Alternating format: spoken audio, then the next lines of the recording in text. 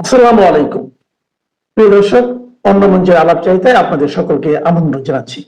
আসসালামু আলাইকুম দর্শক। Mobster, mob gangster, mob gang leader এবং বাংলাদেশের নিকৃষ্টতর শাসনের বাদশাহ জনক ডক্টর মোহাম্মদ ইউনূস, তার শেষ খায়েশ পূর্ণ হয়নি। কোথায় পূর্ণ হয়নি আমি আপনাদেরকে বলবো।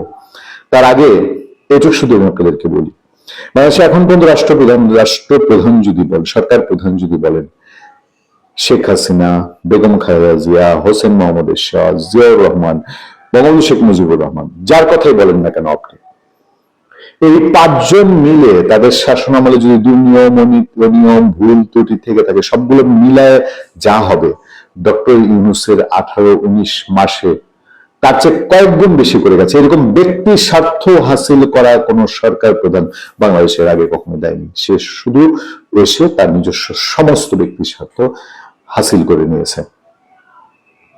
এই ইউনূস জাতীয় নির্বাচনের পরে, 12 ফেব্রুয়ারি নির্বাচনের পরে যদি বিএনপি একটা চালে সামান্য ভুল করতো, আজকে ইউনূস বিদায় নিত কিনা এটা নিয়ে খুব জোরালো প্রশ্ন আছে। বিএনপি যদি সেই সংবিধান সংস্কার পরিষদে শপথ নিত যেটা জামাত নিয়েছে, তাহলে ইউনূস সুন্দর করে বলতো, এবার সংবিধান সংস্কার পরিষদের শপথ নিয়েছেন, 180 দিন সংবিধান সংস্কার করেন, তারপরে মন্ত্রী পরিষদ গঠন করেন, তার আগে হবে না।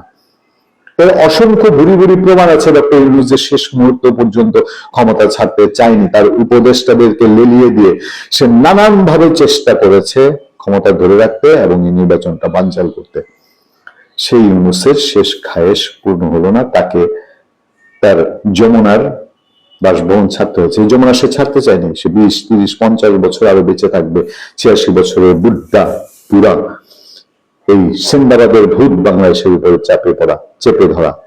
সে তার নিজস্ব শুধু স্বার্থ হাসিল করেছে আর করেছে। সেই যমুনা আজকে ছাড়তে বাধ্য হয়েছে। দুপুর 3:30টার দিকে সে যমুনা থেকে বিদায় নিয়েছে। তাতে কারো কোনো বিদায় মানে তো করুণার বিষয়, বিদায় মানে তো করুণ একটা কোথায় সঙ্গীত একটা ভেসে আসে, করুণ সুর ভেসে আসে, কোথাও সেই করুণ শুনে সবাই এখন উৎফুল্ল যে এই যমুনায় হয়তো তারেক রহমান উঠবেন, এই যমুনা আবার সংস্কার করা হবে, সেখানে বাংলাদেশের প্রধানমন্ত্রী তারেক রহমান থাকবেন। কারণ গণভবনটা তো ভেঙে লুটপাট করে ডক্টর ইউনূস খেয়ে ফেলেছে এবং লুটপাট করা মরা কঙ্কালে বিক্রি করে দিয়েছে ফারুকিরা ওখানে কোটি কোটি টাকার দুর্নীতি করে। সেটাই নাকি জুলাই জাদুঘর বানাবে।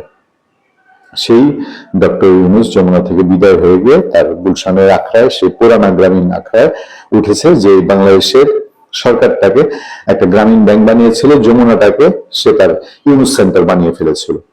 সেই ইউনূস সেন্টার এখন স্থানান্তরিত হয়েছে। তবে তারা কি করে, এই যাওয়াই কি তার শেষ যাওয়া, নাকি আরো যাওয়ার আগ্রহ আছে 86 বছরের বুদ্ধার? আমাদের সেই নাটক দেখার জন্য অপেক্ষা করতে হবে এবং অপেক্ষা করতে হবে তারেক রহমান কোন ভুল সিদ্ধান্ত, ডক্টর ইউনূস তককেই থাকবেন, তারেক রহমান ভুল করুক, তারেক রহমান ব্যর্থ হোক। কারণ তারেক রহমান এবং বিএনপি ক্ষমতায় আসুক, এটা ডক্টর ইউনূস এবং তার আশেপাশে কেউ ঘুণাক করে চায় না, এটা বাংলাদেশে প্রমাণিত। আমি আপনাদেরকে একটা শুধু ইঙ্গিত দিয়ে আজকের আলোচনা শেষ করব। আমি আপনাদেরকে ধরিয়ে দিই, আমি সমস্ত কাজ বলবো না, কাল অপেক্ষায় থাকবেন আপনারা এই খবরের জন্য।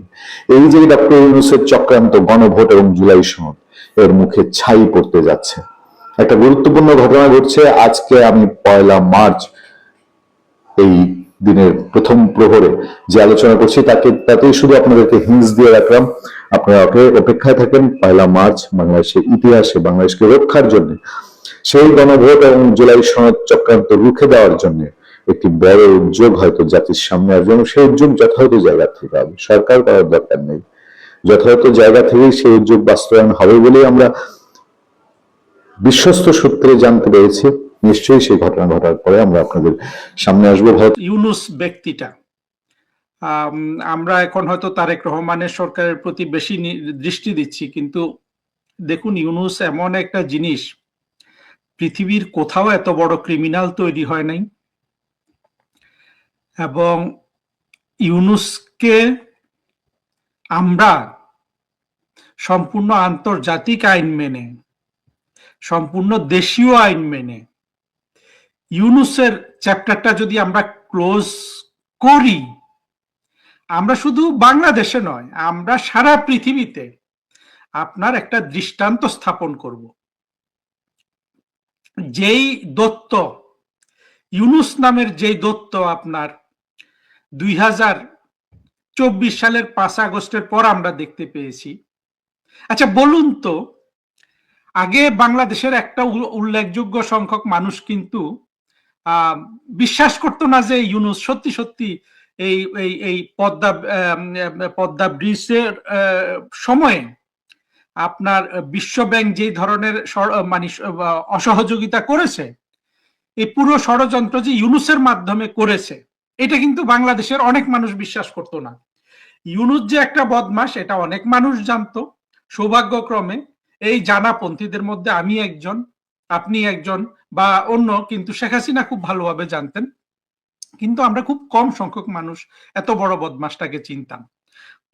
এবং তখন যখন শেখ হাসিনা বলেছিলেন যে এই বদমাশের কারণে পদ্মা ব্রিজ থেকে আপনার বিশ্ব ব্যাংক সরে গেছে, মাফ করবেন, সেটা মানুষ বিশ্বাস করেনি। কিন্তু আপনার এই 2 বছর ইউনুস দেশটা দখল করে দেশটার উপর যেই ধরনের আপনার নিষ্ঠুরতা চালিয়েছে, প্রতিটা জায়গায় সে যেভাবে নিজের পকেটটা ভরেছে এবং মানুষের দুঃখ কষ্ট এসবের প্রতি তার কোনো ধরনের আবেগ অনুভব নাই।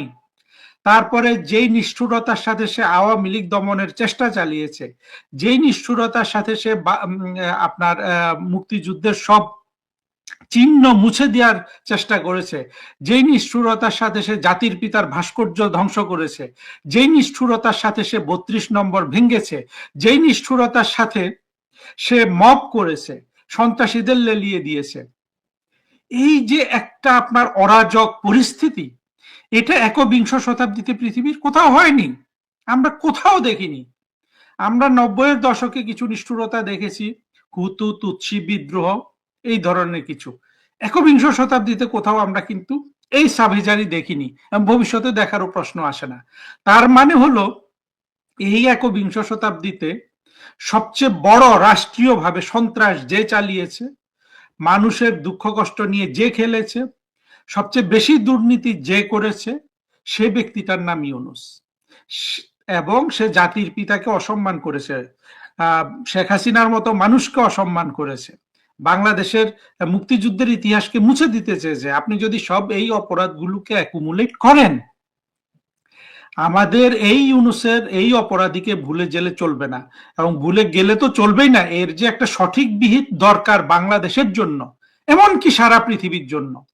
কি রকম? এই ইউনুসকে আপনি যথাযথভাবে বাঁধবেন, সাজা দেবেন। সেই সাজা তো তার কত 560টা লাশের কথা একজন নিরপেক্ষ সাংবাদিক বলেছে। সেখানে পুলিশের লাশ নাই, সেখানে ওই যে আপনার জঙ্গি হত্যা চলাকালে জুলাই আগস্টে জঙ্গিরা যে এতগুলা হত্যাকাণ্ড করলো সেই হিসাবও নাই। শুধু আওয়ামী লীগের মানুষকে মেরে ফেলা, সংখ্যালঘুদের মেরে ফেলা, এই 560টা লাশের জন্য তো আপনি কতবার ইউনুসকে আপনি মৃত্যুদণ্ড দেবেন? তারপরে জাতির পিতার সাথে বেয়াদবির জন্য তাকে কি সাজা দেবেন? বাংলাদেশের ইতিহাস ধ্বংস করার জন্য আপনি তাকে কি সাজা দেবেন? আমার কথা হলো এই সাজাগুলো আমরা তো দেবই, সেটা আমাদেরকে আমরা আন্তর্জাতিক আইনেও দেব, কিন্তু এটা এমন ভাবে সারা পৃথিবীর সামনে আমরা তুলে ধরবো। দেখুন আজকে ইউনুস বিলিয়ন বিলিয়ন ডলারের মালিক, বিলিয়ন ডলার সে বিদেশে পাচার করে দিয়েছে।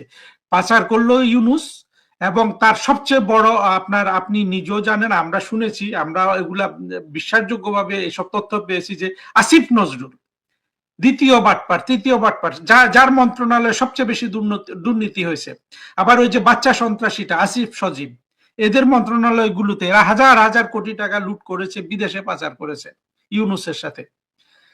তো সব মিলে আমাদেরকে ইউনুসের জন্য যে শাস্তিটা, এইটাই ইউনুস পাবে। ইউনুস যদি এর মধ্যে মরেও যায়, তারপরেও এই শাস্তিটা দিতে হবে। এবং ইউনুস যে সাম্রাজ্য, অর্থনৈতিক আপনার ফাইন্যান্সিয়াল ক্রাইম তার যেগুলো, এগুলো আমাদের পলাশ খুব ভালোভাবে তুলে ধরেছে অনেক কিছু বিভিন্ন টক শোতে এবং ইয়েতে।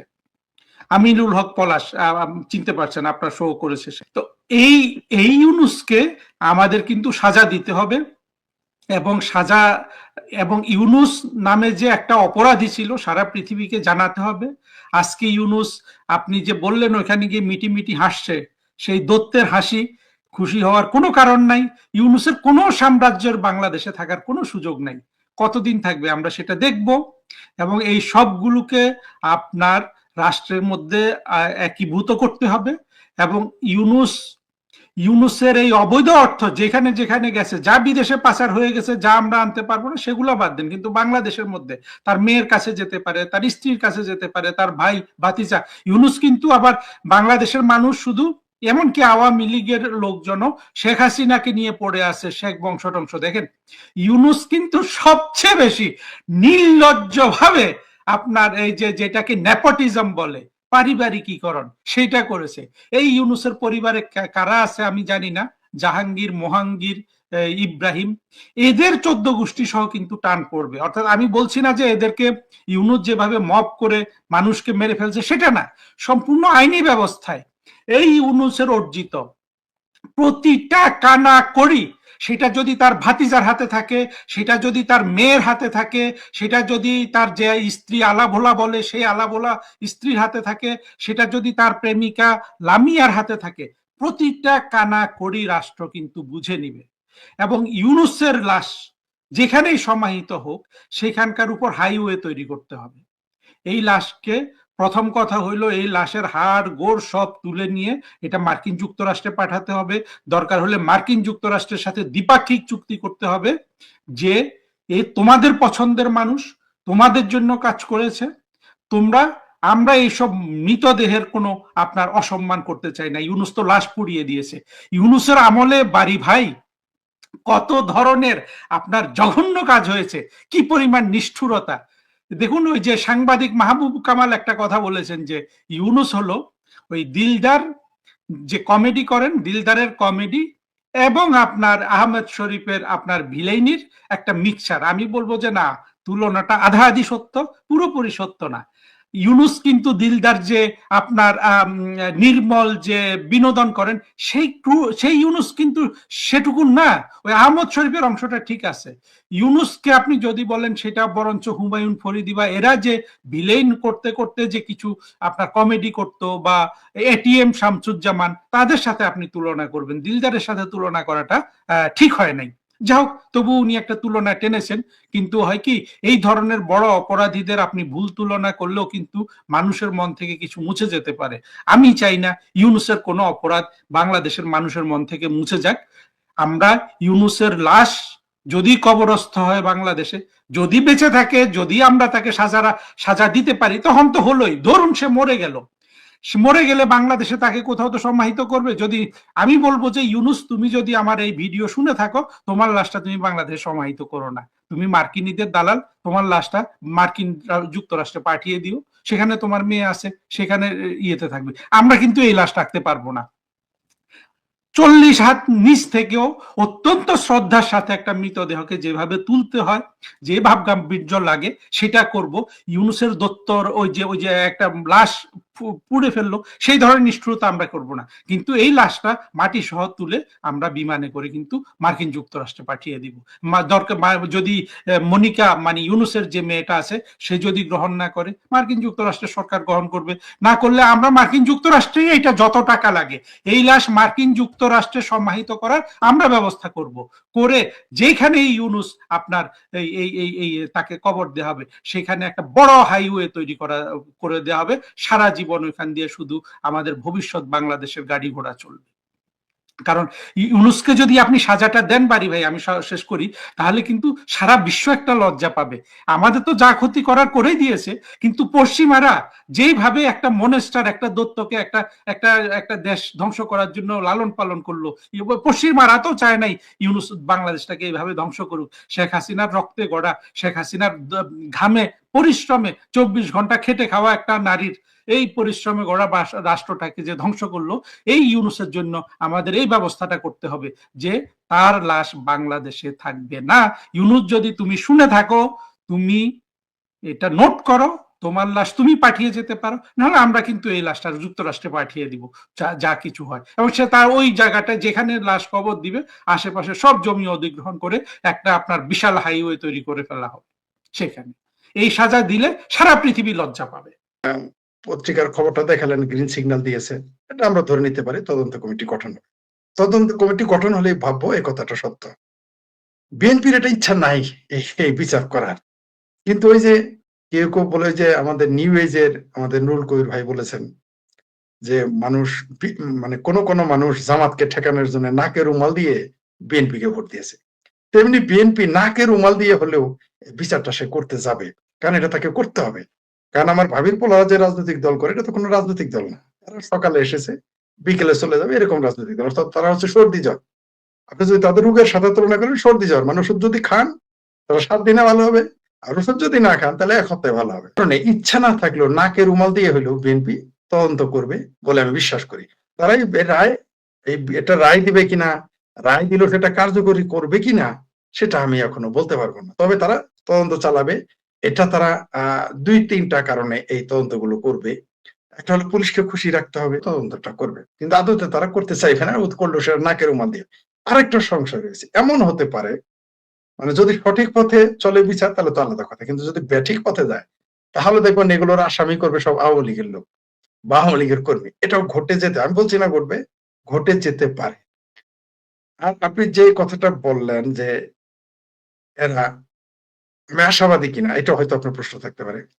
আমি কিন্তু আশাবাদী যে তারা এটা করবে, করা উচিত। যদি এটা না করে তাহলে বিএনপি নিজেই বিপদে পড়ে যাবে।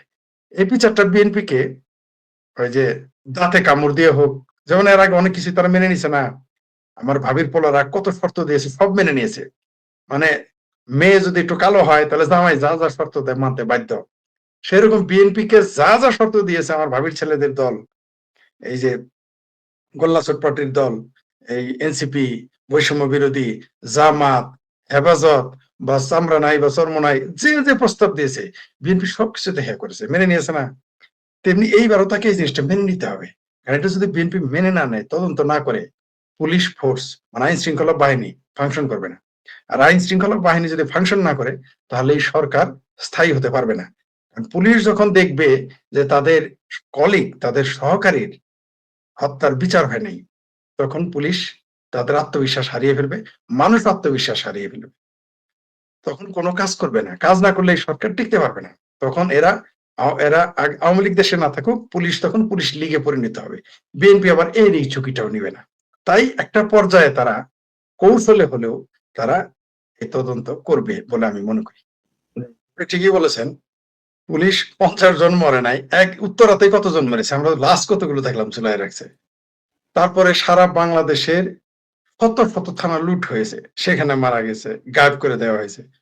কারো কারো মতে তো মানে আমার কাছে বিদেশি একজন ব্যক্তি বলেছিলেন 1200 পুলিশ মারা গেছে, কেউ বলেছেন 3000 মারা গেছে, আমরা ধরে নিলাম 300, ধরে নিলাম।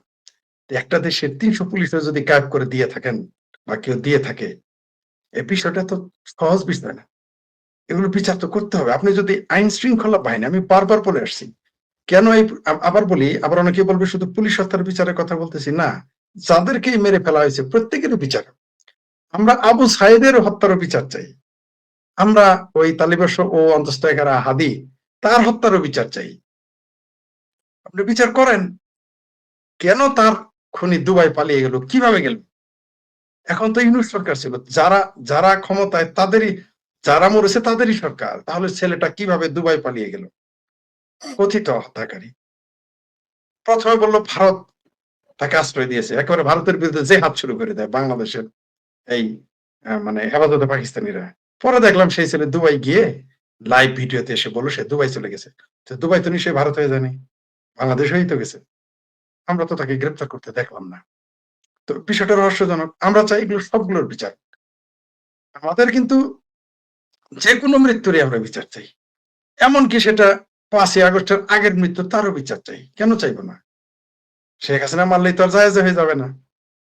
কিন্তু আমরা তো দেখলাম শেখ হাসিনাকে যে গণ মামলার আসামি করা হলো, সেখানে তো 400-র উপরে শহীদ ফিরে আসছে। আমরা এই প্রথম জিন্দা শহীদ দেখলাম। মানে মানুষ যে এখন মারা যাবে, মারা যাওয়ার পর যে আপনি মামলা করবেন আন্দোলনের, আগামীতে এই মামলাগুলো আর চলবে না, ভাবে মেরে ফেলা হলো। এই বর্বরতা যারা করেছে তাদের তো অবশ্যই বিচারের আওতায় আনতে হবে।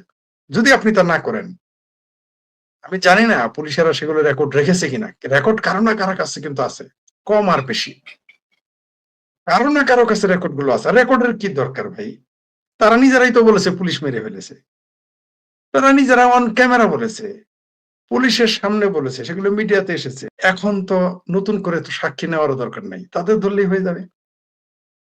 আবার একটা একটা টুপি আলাদা দাড়ি আলাদা দেখলাম, সে বলতেছে যে তার আগেই প্ল্যান করেছিল কিভাবে থানা জ্বালিয়ে দিবে, সেটাও রেকর্ড আছে। সে নিজে এসে বলছে সাংবাদিকদের সামনে। তাকে তো রিমান্ডও নেওয়া হয়নি, জিজ্ঞাসা করেনি, তারা নিজেরাই বলেছে। তারা মেট্রো রেল পুলিশে নিজেরাই বলেছে। পুলিশ তারা বলেছে যে পুলিশ না মারলে তো বিপ্লব হইতো না, তাদের ভাষায় আর কি। আমার ভাষায় তো এটা বিপ্লব না, সর্বোচ্চ এটা আপনি আন্দোলন বলতে পারেন। আমার ভাষায় তো এটা জুলাই সন্ত্রাসী আন্দোলন, সর্বোচ্চ তারা সন্ত্রাসীবাদ আন্দোলন বলতে পারে। কিন্তু আমরা ফলাফল কি দেখলাম? এই যে এখন যে তদন্তের কথা উঠছে, তারা দেখবেন এই যে আমার ভাবির ছেলে গালফোলা, আগে ছিল গালটা আমার সাথে বেশি করতেছিল, পেট ছিল পিঠের সাথে লাগানো, তার এখন গালের যে মাংস, বাপরে বাপ, পেটে যে মাংস, মানে মানুষ তো এখন তার পেট দেখলে বলে ভাতিজা পেট কমাও, এরকম অবস্থা। এই যে তাদের যে চর্বিটা হয়েছে, এরা এখন ভয় পায় কেন? আচ্ছা, পুলিশে হত্যার তদন্ত হলে এরা তো ভয় পাবে কেন? অলরেডি তারা দায়ী করতেছে তারেক রহমান নাকি দায়ী। তারপর আমার এই ভাবির ছেলে শেষে বলছে এটা মীমাংসিত বিষয়, সে নাকি ওর এমপি হয়েছে। কত বড় গর্ধব একজন আমাদের দেশের আইন প্রণেতা বীর মুক্তিযোদ্ধা ফজলুর রহমান বলেছেন, এরা তো রাজনীতিবিদের ব্যাগ টানারও যোগ্য না, কথা সত্য। তার জন্য সেটা বলেছে যে এটা মীমাংসিত বিষয়। কোনোদিন হত্যা মামলা মীমাংসিত বিষয় হয়? তামাদি হয়? আপনি যদি হত্যা মামলা মীমাংসা করেন, অর্থাৎ ধরে নেন আমার পিতাকে কেউ হত্যা করছে, আমি আপনার সাথে সেখানে আপোষ করলাম, বাংলাদেশ সরকারের পুলিশ আপনাকে আমাকে দুইজনকে আসামি করে আবার মামলা দিতে পারে। কারণ হত্যা মামলা কোনোদিন আপোষ করতে পারবেন না, আপনি দিওয়ানি মামলা আপোষ করতে পারবেন। আপনি হত্যা, ধর্ষণ, যেগুলো মানবাধিকার সহ আরো যেগুলো লঙ্ঘন, এগুলো আপনি তো তামাদি করতে, এগুলো মীমাংসা হয় না। এটা তো সৌদি আরবের আইন না যে আমার বাপকে আপনি মেরে ফেলেছেন, আপনার কাছে 50 লাখ টাকা নিয়ে মীমাংসা গেলাম। বাংলাদেশ আইন তা বলে না। বাংলাদেশ আইন এই সুযোগ নাই। একটা ভাবে সে মাপ পেতে পারে। ধরেন আপনি আমার বাবাকে মেরেছেন, আপনার শাস্তি হয়েছে, কোর্ট আপনাকে রায় দিয়েছে ফাঁসি দেওয়ার, সুপ্রিম কোর্ট আপনার আপিল বাতিল, প্রেসিডেন্ট মাফ করতে পারে। সেটা একমাত্র পারে প্রেসিডেন্ট। আমিও পারবো না। আমার বাবার খুনি আপনি, আপনাকে আমিও ক্ষমা করতে পারবো না। আমার পরিবার পারবে না। কারণ হত্যা মামলা কোনোদিনই তামাদি হয় না, সুযোগই নাই। বরং আপনার সাথে যদি আমি আপোষ করি, আমি যে আমার পিতা হত্যা মামলা আপোষ করছেন, আমার নামে মামলা হবে, এটা আইন বলে। আপনি তো একটা দেশ তো সংবিধান দিয়ে চলে, সংবিধান থেকেই তো আইন আসে। তো আপনি আইনের বাইরে তো চাইতে পারেন। এই যে আমার ভাতিজা বলে এটা মীমাংসিত বিষয়, পরের টুকু আপনি তখন দেখাইতে পারেন, পরের বাক্যটা হচ্ছে এটা মীমাংসিত বিষয়। আমার ভাবির পোলা জানে না, এমপি হওয়ার পরেও জানলো না যে হত্যা মামলা কোনোদিন মীমাংসিত বিষয় হয় না। এই মামলা চলছে, চলবে, তদন্ত হবে। তারা, আমার ধারণা এরা সব পালিয়ে যাবে, আমার ধারণা। তারা বিএনপি এটাকে অস্ত্র হিসেবে ব্যবহার করে। বিএনপি কিন্তু এটা তদন্ত আরেকটা কারণে করবে। অর্থাৎ এরা যেমন লাভ দিতেছে না, বিএনপির বিরুদ্ধে লাফালাফি করতেছে, বিএনপিও তাদেরকে দমিয়ে রাখার জন্য এই পুলিশি তদন্তটাকে একেবারে অস্ত্র হিসেবে ব্যবহার করবে। ঠিক যেমন আওয়ামী লীগকে মূলা দেখাবে, তোমাদের তো আমি নিষিদ্ধতা তুলে নিব, তোমরা মামলা করো, বা আমরাই তুলে নিচ্ছি। এইভাবে আওয়ামী লীগের সাথে তারা ইঁদুর পেরাল খেলবে। পাশা আবার আওয়ামী লীগকে মাইরও দিবে। একবার অফিস 2টা খুলবে তো 5টা ভাঙবে, 5টা খুলবে তো 10টাতে ভাঙবে, 5 জনকে জামিন দেবে তো 10 জনকে আবার ঢোকাবে, অথবা জামিন দিলেও আবার সেন অ্যারেস্ট দেখে ঢুকিয়ে দেবে। এরকম ভাবে বিএনপি আওয়ামী লীগের সাথে খেলতে থাকবে। পাশাপাশি আমার এই ভাবির ছেলেদের, যেহেতু তারা একই জোটে ছিল, মিলকে জুলকে ছিল, একই ঘরের তারা একই খাবার খেয়েছে, তারা 91 পরিবারের সদস্য, এখন ভিন্ন হয়ে গেছে। তো এদেরকে একটু আস্তে আস্তে ধরবে। কারণ মামাতো ভাইরে জমি দিবে না, প্রথমে তার ডাইরেক্ট না করবে না। খালাতো ভাইরে ওয়ারিশ দিবে না, প্রথমে তার না করবে না। আস্তে আস্তে ঘর থেকে গেটি ধরে বের করে দিবে, জমি থেকে এদের আস্তে আস্তে বের করে দিবে। এটা তো পুলিশি হত্যার তদন্ত এটাকে ব্যবহার করবে। পুলিশ তো বসে থাকবে না, পুলিশও কাজ করে যাবে। জি, ধন্যবাদ। আওয়ামী লীগকে নিয়ে এনসিপি, জামাতে ইসলামী ভেউ করবে, এটা স্বাভাবিক। বিএনপি কিভাবে ডিল করবে, বিএনপির ডিলিং এর কৌশলটা কি হবে, একেবারে ওপেন খাঁচা ছেড়ে দিবে না খাঁচা খুলে, আবার কিভাবে নিজেদের কাঁধে অন্তর্বর্তীকালীন সরকারের মতো দোষ আনবে না, এরকম নানা আলাপ সালাপ আছে। এবং এইসব আলাপের মধ্যে দিয়ে একটা জিনিস পরিষ্কার যে আওয়ামী লীগ খুব সহজেই, যে হঠাৎ করেই একেবারে ঢোল বাজিয়ে ঈদের দিনের মতন আওয়ামী লীগের নিষেধাজ্ঞা তুলে নেওয়া হয়েছে আর হই হই করে আওয়ামী লীগ মিছিল নিয়ে নেমে পড়ছে, ব্যাপারটা এরকম হবে না। এমনি একইভাবে আওয়ামী লীগ সভাপতি শেখ হাসিনা, তিনিও খুব স্বাচ্ছন্দ্যে খুব দূর ভবিষ্যতে বাংলাদেশে ফিরবেন, এরকম সম্ভাবনার দিকটাও খুব কম মনে করা হয়। কিন্তু যেই কারণ পরিবর্তনের কথা বলছি, সেইটা হচ্ছে বাংলাদেশের মিডিয়া। বাংলাদেশের মিডিয়ার মধ্যে প্রথম নামটা যদি বাংলা পত্রিকায় আসে, সেটা হলো আলোচনা, সমালোচনা, তর্ক বিতর্ক যাই থাকুক, সেটা হলো প্রথম আলো। প্রথম আলো ডক্টর ইউনূসের সময়ে ওই যে দেবরের নাম মুখে আনা পাপ, আওয়ামী লীগের নাম মুখে আনা এবং আওয়ামী লীগ সম্পর্কে আওয়ামী লীগের নিউজ প্রচার করা, এটা প্রথম আলোর জন্য এটা তারা স্বঘোষিত ভাবেও করেছিল, তারা নিজে থেকেও এটা করেছে। আবার তাদের উপরে ডক্টর ইউনূসের খড়গ হাত শফিকুল আলম, তার নিশ্চয়ই একটা ব্লেসিং ছিল। শফিকুল আলম প্রথম আলোতে অ্যাক্সেস কেমন ছিল এটা আমরা বুঝতে পারি।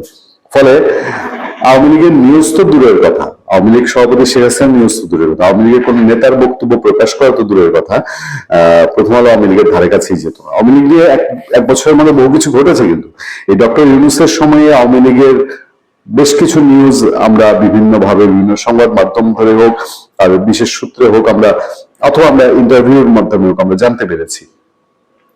কিন্তু বাংলাদেশের মেইন স্ট্রিম মিডিয়ার প্রথম আলো, আমি প্রথম আলোর নামটাই বেশি নিব, তারা আওয়ামী লীগের নাম নেই। এবার আওয়ামী লীগের নিউজ করেছে প্রথম আলো, এবং সেই নিউজে আওয়ামী লীগের সেই পালিয়ে থাকা নেতা বলেন, পালিয়ে যাওয়া নেতা বলেন, দেশ থেকে নেতা বলেন, ভারত থাকা নেতাদের কমেন্ট যোগ করেছে, নামটা প্রকাশ করেনি কিন্তু কমেন্ট যোগ করেছে। এটা গত 1 বছরের মধ্যে প্রথম আলোর প্রথম কারবার। তারা বর্ণনা করেছেন যে হেডলাইনটা করেছিল এরকম যে নিষেধাজ্ঞার মধ্যে সক্রিয়তার ইঙ্গিত, কি হিসাব করছে আওয়ামী লীগ, এরকম নানান কিছু বলেছেন। ভোটের পর 1 ডজনের বেশি দলীয় কার্যালয় খোলা হয়েছে, এখন কারাবন্দী নেতা কর্মীদের জামিন প্রক্রিয়ার দিকে নজর, সক্রিয়তায় তাড়াহুড়া না করার পক্ষে দলের একাংশ, দলের নিউজ জানাচ্ছে।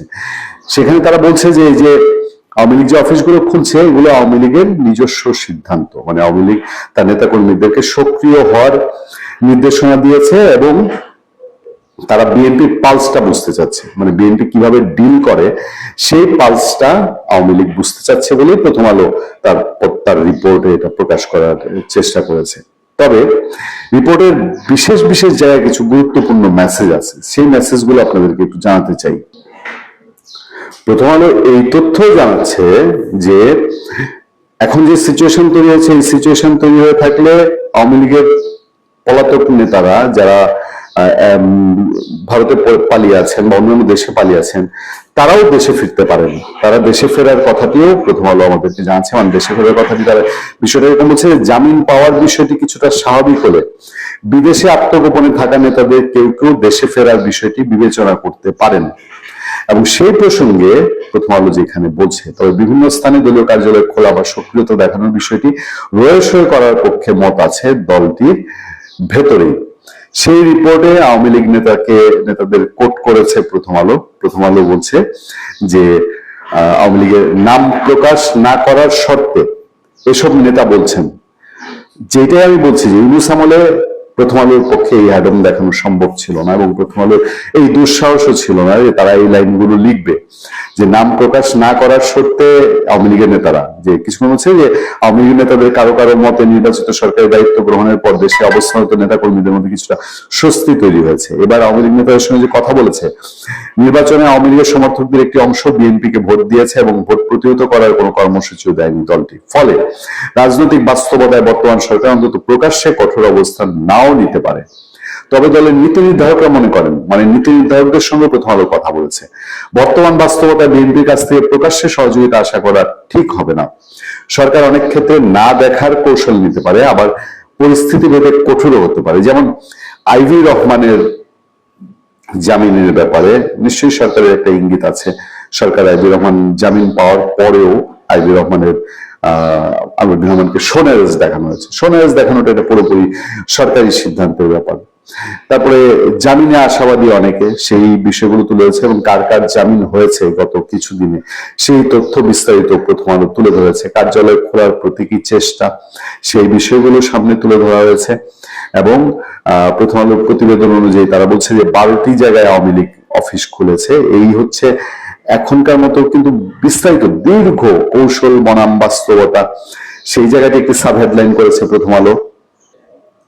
তারা বলছে যে বর্তমান পরিস্থিতিতে আওয়ামী লীগের কৌশল দুটি ধারা এগোচ্ছে, মাঠে সীমিত উপস্থিতি দেখানো এবং একই সঙ্গে সরকারের প্রতিক্রিয়া যাচাই করা। কার্যালয় খোলা ও জামিন প্রশ্নে সরকারের অবস্থান নির্ধারণ করতে পারে দলটির রাজনৈতিক পথ চলা কতটা উন্মুক্ত বা সীমিত হবে, এ ব্যাপারে আমাদের কোনো মনে। কিন্তু এত দীর্ঘ শুধু আওয়ামী লীগকে নিয়ে, আওয়ামী লীগ কি চাচ্ছে কি করবে, প্রথম আলোর বিশ্লেষণ এই 18-19 মাসে এই প্রথম। এবং আরো একটা ইন্টারেস্টিং জিনিস আছে, দেখেন আওয়ামী লীগ যদি স্বাভাবিক রাজনীতিতে ফিরে আসে, বাংলাদেশের বাস্তবতা এবং ওই যে ফাঁকা মাঠে গোল দেওয়া একটা অবস্থা, জামাত তার লেজ ধরে এনসিপি, এই পত্রপত্রিকার ট্রিটমেন্টেই আপনারা যখন এখন জামাতের আমিরের সাংঘাতিক রকম কাভারেজ দেখেন না, যে বিএনপির পরেই, তারেক রহমানের পরেই বিরোধী দল থাকুক, জামাত বিরোধী দলে থাকুক, বিরোধী দলে থাকলেও পরিণতিটা হবে জাতীয় পার্টি। আওয়ামী লীগ যদি রাজনীতিতে থাকে, আওয়ামী লীগ যদি ফিল্ডে থাকে, ঠিক আওয়ামী লীগের সময় যেটা হয়েছে না, আওয়ামী লীগের নিউজ, প্রধানমন্ত্রীর নিউজ, মন্ত্রীর নিউজ, তারপর পরই ফলো করে খবর আসতো বিরোধী দল হিসেবে বিএনপি নিউজ, সংসদে নাই, সংসদে বিরোধী দল জাতীয় পার্টি, কিন্তু বিএনপি নিউজ। আওয়ামী লীগ বাংলাদেশের স্বাভাবিক রাজনীতিতে ফিরলে এই একই ভাবে জামাতের অবস্থা হবে জাতীয় পার্টি, পত্র পত্রিকা, আলোচনা, মাঠে ময়দানে, ঘাটে, চা স্টলে, ইভেন রাজনৈতিক ব্যান্ড দরবারে, সব জায়গায় বিএনপির পরে অবস্থানটা হবে আওয়ামী লীগের। জামাতে ইসলামী হবে ছাগলের 3 নম্বর বাচ্চা বা ঢেউ টিম, আর এনসিপি হবে হুকুম জাতীয় একটা ছাড় পোকা। এইটা জাস্ট কিলবিল কিছুটা করবে জামাতের উপরে ভর করে, এর বাইরে কিছু নয়। ভালো থাকবেন।